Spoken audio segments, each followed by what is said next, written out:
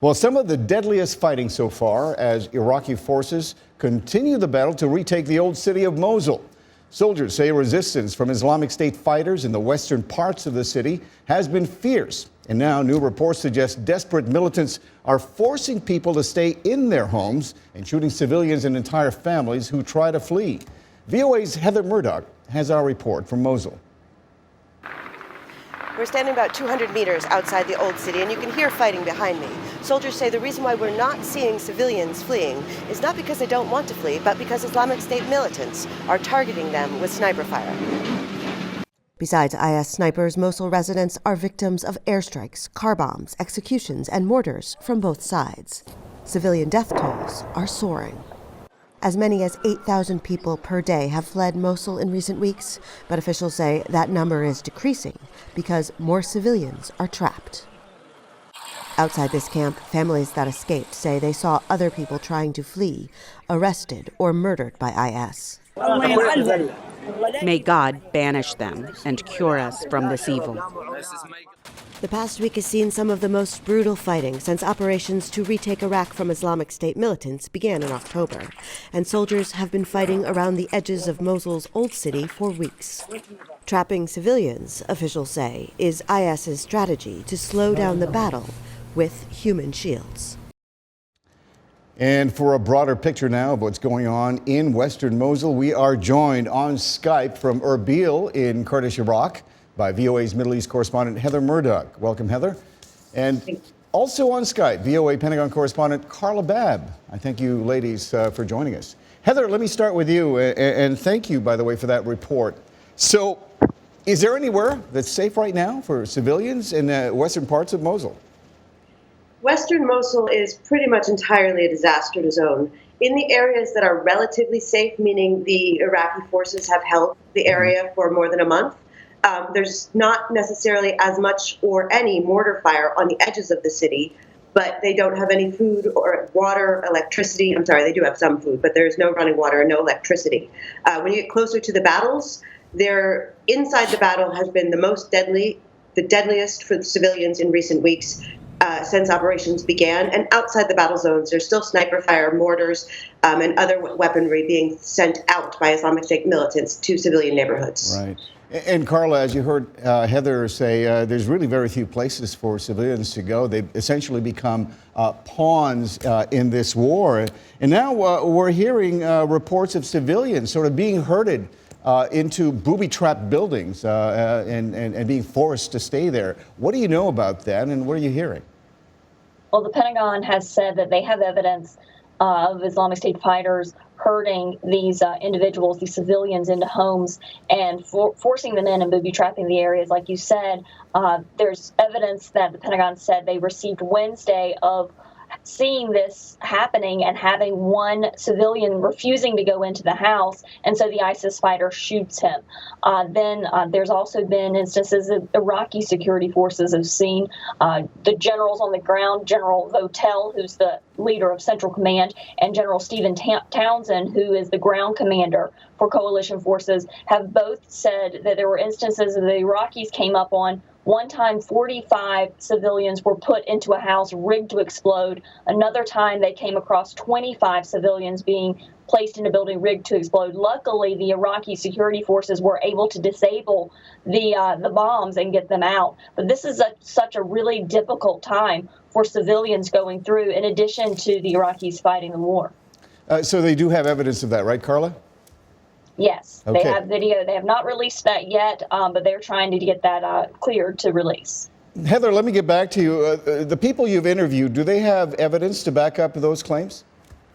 A couple of weeks ago, we met the first person who told us that 19 of his family members had died in an airstrike, and I kind of thought it was a fluke that I met this person. Since then, every other person I met has told stories of large-scale deaths in their families in recent weeks. The booby trap thing, I'm not sure the extent of these explosives, but they've been finding explosives in homes that IS occupied areas since the beginning of the operation. So lots of Mosul is covered in landmines and booby traps. So according to civilian eyewitness accounts, yes, absolutely. So, Carla, the fighting appears to have intensified by all reports here. Are Iraqi forces making any kind of progress right now? It's slow and steady, the officials here at the Pentagon say, because of these extra booby traps and this new tactic that officials are talking about. There have been upwards of 800 Iraqi force members that have been killed between East Mosul and West Mosul. So this is not easy going for them. They knew that this was coming. They knew how difficult it was going to be. I mean, imagine going into a city filled with people who have either been forced in or having to stay in, and then having streets that are small enough so you can't even fit a tank in there to go in. So it's an incredibly difficult situation. It's a really disturbing situation that's going on there. Heather, you've also reported some harrowing accounts of civilians possibly becoming victims of possible chemical attacks. What kind of evidence are you hearing of that? Are people talking to you about that issue? Yes, people are still talking about the issue because the chemicals that were in the weapons are still in the houses that were hit. And we're not talking about weapons of mass destruction. We're talking about homemade chemical bombs. Things like police told us they found sulfur and chlorine. The ICRC said the symptoms the patients exhibited appeared to be from mustard gas. So we've been to about 5 sites. None of them have really been cleaned up. One is so bad that you really can't go into the house for more than a minute without getting ill. And it speaks to sort of the general neglect of Mosul. That was the situation prior to ISIS coming in. And a lot of analysts will say that this neglect and this discontent is part of the reason ISIS gained power there in the first place. So it is troublesome. So what kind of symptoms are these people reporting? The attacks that are allegedly at the beginning of March, there were blistering skin. 2 children were in critical condition. Lots of people have had respiratory problems. Lots of people in the streets will say they have eye problems. They can't sleep. At night, they feel like they're choking. And when it rains, even now, the stench is as strong as it was almost right after the attacks. Yeah. All right, Carl, let me get back into with you on this one. I want to talk about the March 17th air raid that killed 100 civilians. What has the U.S. military said about those deaths? Do they feel responsible for the deaths of those civilians?